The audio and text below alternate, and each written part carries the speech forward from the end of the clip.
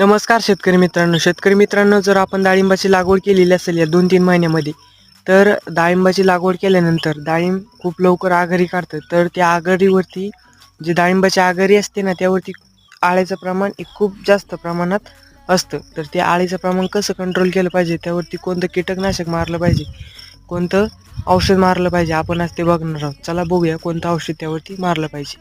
शेतकरी मित्रांनो, आपण हे बघू शकता, आपलं जवळपास हे 3 महिन्याचं झाड झालेलं आहे आणि त्यानंतर आपली आघाडी खूप काढलेली. पण ह्या ज्या आळ्या बघताय तुम्ही, ही आळी बघा, ही अशी अशा आळ्या काय करते, आपली ही अशी आघाडी खाऊन टाकते सगळी. त्यामुळे आपली झाडाची वाढ होत नाही. तर आपल्याला यावरती काय करायचंय, हमला नावाचं हे जे कीटकनाशक आहे, क्लोरोपायरिफॉस आणि सायपरमेथ्रिन, याचे ते 2 घटक आहे. आपल्याला ते घ्यायचे प्रतिपंप 40 ml. आणि त्यानंतर आपल्याला जी मुळं असतात त्याला खूप बुरशीचे प्रमाण लागलेले असते, झाड वाळू नये त्यासाठी आपल्याला